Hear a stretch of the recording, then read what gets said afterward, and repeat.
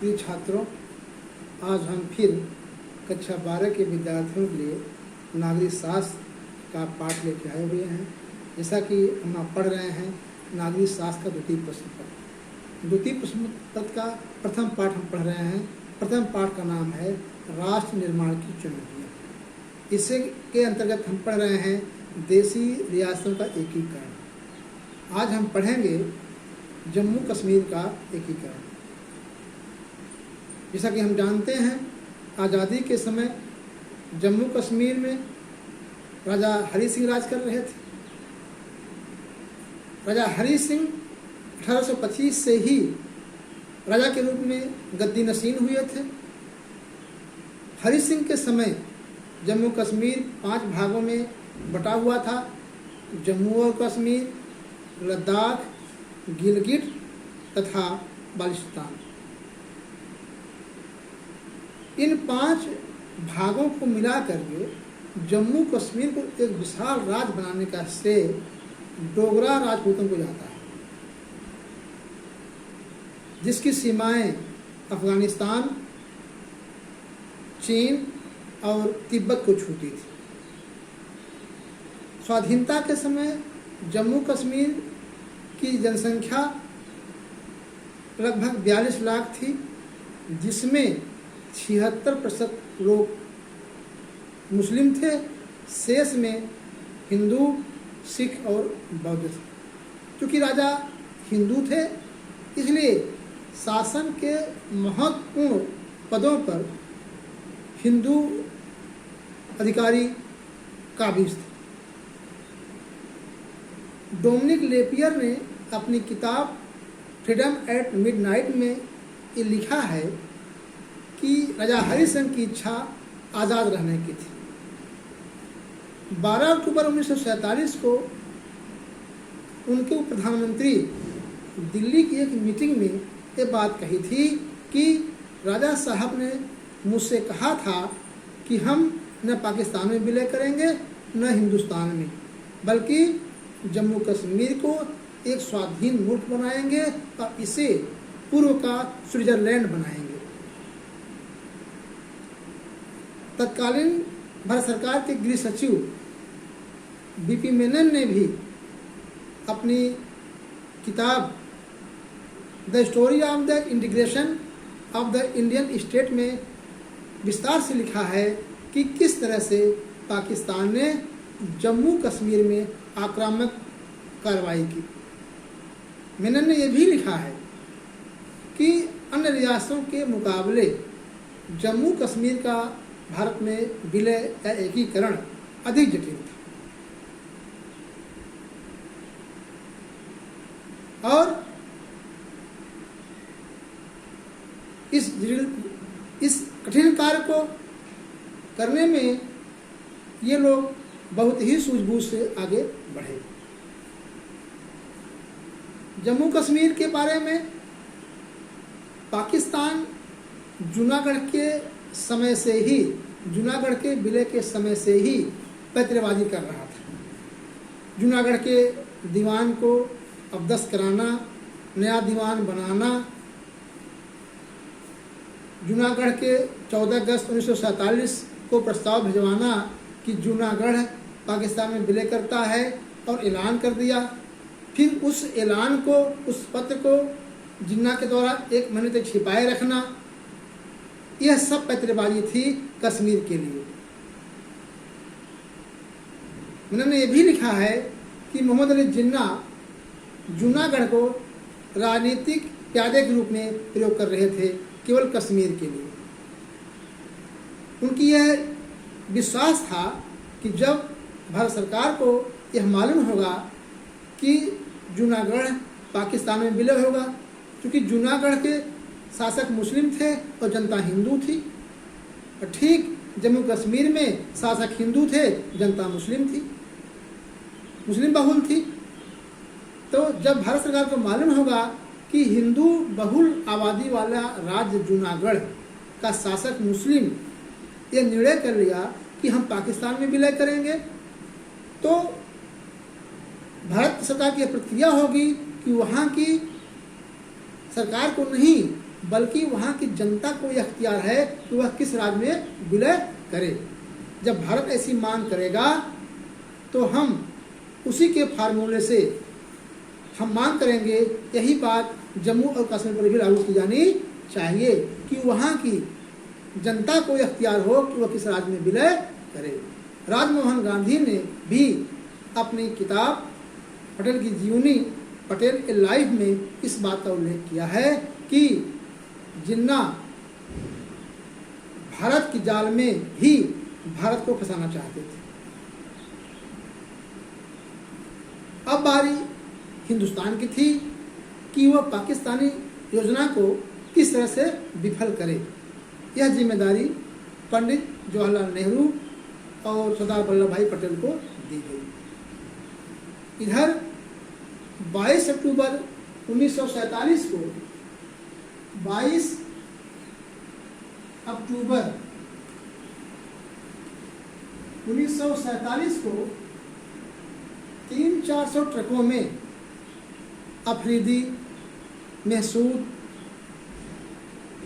आदि कबालियों से भरे ट्रकों में, जिनका नेतृत्व पाकिस्तान के छुट्टी पर गए सिपाही कर रहे थे, लूटपाट शुरू किया और एक के बाद एक प्रांत जीतने लगे, कब्जा करने लगे।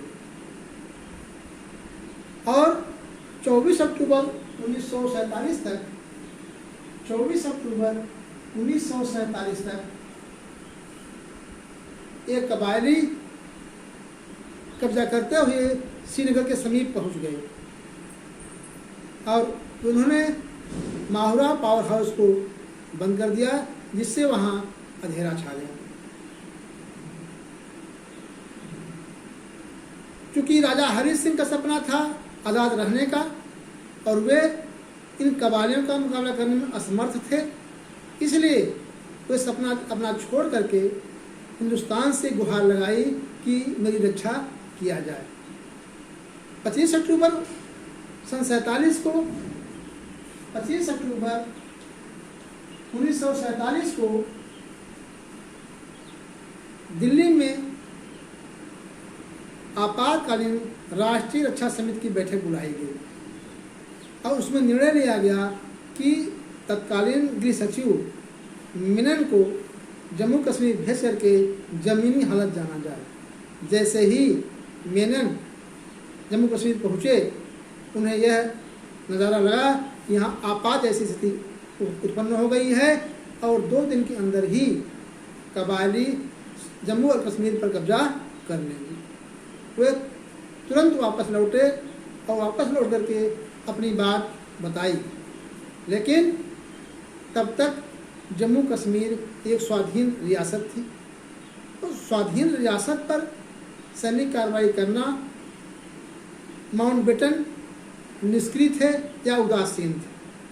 लिहाजा पुनः मेनन को जम्मू कश्मीर राजा के पास भेजा गया और जैसे ही वे राजमहल पहुँचे और उन्होंने भारतीय विलय पत्र पर उनका दस्तखत करवाया और वे लौट रहे थे, लेकिन उनके स्टाफ ने बताया कि सरदार राजा साहब, हम लोगों से कह रखे थे कि यदि बीपी मेनन वापस आए तो मुझे सोने दिया जाए और जब वापस न आए तो मुझे सोते हुए ही गोली मार दी जाए। लेकिन भारतीय फौजें समय से अर्थात 26 अक्टूबर को वे दोबारा गए थे और 27 अक्टूबर को भारतीय फौजें जो है समय से जम्मू कश्मीर पहुंच गई और कबालियों को खदेड़ते हुए पीओके तक ले गए। मेनन ने अपनी किताब में ये भी लिखा है, यदि कबायली रास्ते में लूटपाट करने में अथवा महिलाओं के साथ दुष्कर्म करने में समय न बिताया होता तो वे श्रीनगर तक पहुंच चुके होते और तब हालात कुछ और होती। लेकिन दुर्योग कहिए या संयोग कहिए, ये नौबत नहीं आई। इस तरह से भारत सरकार का जम्मू कश्मीर पर औपचारिक, व्यवहारिक और आधिकारिक कब्जा हो गया। लेकिन चूंकि पियोगा पर दोनों के बीच युद्ध चल रहा था, इस लिहाज से पंडित जवाहरलाल नेहरू ने 31 दिसंबर 1947 को संयुक्त राष्ट्र संघ में 31 दिसंबर 1947 में वर्तमान स्थिति के बारे में अवगत कराया और संयुक्त राष्ट्र संघ ने 13 अगस्त 1948 को दोनों देशों के बीच शांति प्रस्ताव रखा, जिसे दोनों देशों ने स्वीकार कर लिया। जनवरी 1949 को संयुक्त राष्ट्र संघ ने युद्ध विराम को प्रभावी बनाया और दोनों देश इसको भी माने और ये भी निश्चय हुआ कि भारत सरकार का निर्णय कि जनता की जनमत के बाद ही ये निर्णय लिया जाएगा कि जम्मू कश्मीर का विलय किस राज्य में हो, बात मान ली गई और जम्मू कश्मीर के लिए संयुक्त राष्ट्र संघ की निगरानी में एक पर्यवेक्षक समूह की नियुक्ति की गई। इस तरह से वहाँ घटनाक्रम का पटाक्षेप हुआ।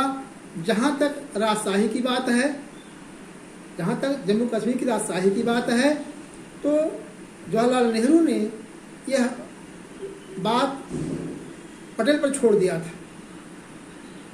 राजमोहन गांधी ने अपनी पुस्तक में ये उल्लेख किया है कि उन्होंने कर्ण सिंह के हवाले से बताया कि 29 अप्रैल 1949 को उनके पेरेंट्स सरदार पटेल के यहाँ भोज पर निमंत्रित हुए। उसमें कर्ण सिंह भी गए थे, वे उस वक्त युवराज थे। भोजन के बाद डिनर हुआ। डिनर के बाद सरदार पटेल ने उनके पेरेंट्स को एक अलग कमरे में ले गए और जब कमरे से बाहर लौट रहे थे तो उनके पेरेंट्स का चेहरा फीका पड़ा था और उनकी माँ आंसू रोकने का प्रयास कर रही थी। सरदार पटेल उनके पिताजी से अर्थात राजा हरि सिंह से कह रहे थे कि आपको राष्ट्रहित में कुछ समय के लिए अपनी रियासत से बाहर रहना चाहिए। उन्होंने जब ये बातें कहीं तो पिताजी अवाक रह गए और माँ अपनी आंसू नहीं रोक पाई। कर्ण सिंह ने भी बताया है, जैसा कि उन्होंने लिखा है अपनी पुस्तक में, कि पटेल जी हमारे पेरेंट्स को छोड़ने के लिए गेट तक आए तो उनका लहजा सख्त, उन्होंने बहुत सख्त लहजे में कहा था लेकिन विनम्र भाव में कहा था।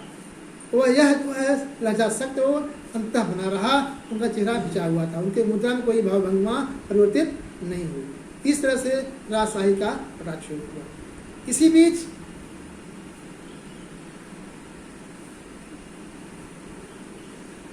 शेख अब्दुल्ला को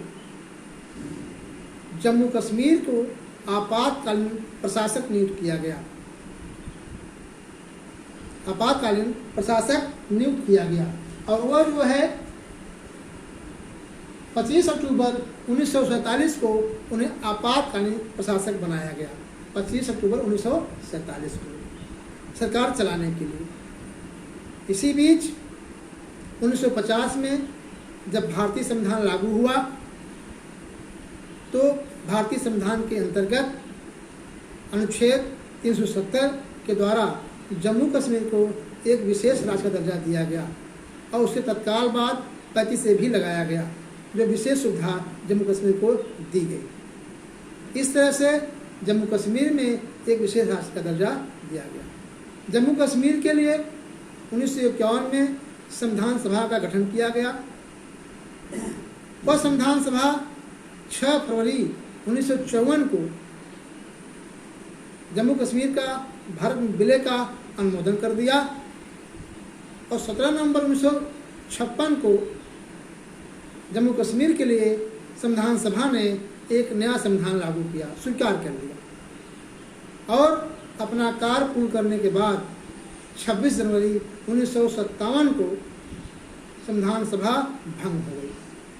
1949 से लेकर के अब तक लगभग 16 बार जम्मू कश्मीर में लोकसभा का चुनाव कराए जा चुके हैं। वहाँ के निर्वाचित प्रतिनिधि भारतीय संसद में प्रतिभाग लेते रहे हैं और जम्मू कश्मीर में भी स्वाधीन लोकतांत्रिक विधायिका निर्वाचित होती रही है और अपना कार्यकाल पूरा करती रही है। इस तरह से भारत सरकार के राज्य के अंतर्गत जम्मू कश्मीर जो है एक राज्य गिना जाने लगा। लेकिन 17वीं लोकसभा में प्रधानमंत्री नरेंद्र मोदी जी ने 5 अगस्त 2019 को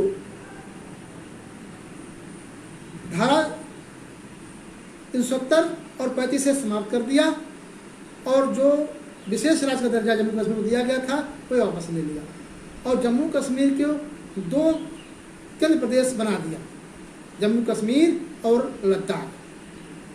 जम्मू कश्मीर को उन्होंने जो 17वीं लोकसभा की सरकार ने जम्मू कश्मीर को विधायिका का अधिकार दिया, लेकिन लद्दाख को पास विधायिका नहीं दिया। इस तरह से वर्तमान में जम्मू कश्मीर 2 केंद्रशासित प्रदेश बनाया गया, जम्मू और कश्मीर तथा लद्दाख। इस तरह से वर्तमान स्थिति यह है। इस तरह से जम्मू कश्मीर भारत का अभिन्न अंग बनाया गया। तो आज इतना ही, अगला पार्ट हम फिर देखेंगे। तब तक के लिए आपसे उम्मीद है कि आप लोग भी क्लास करते रहेंगे।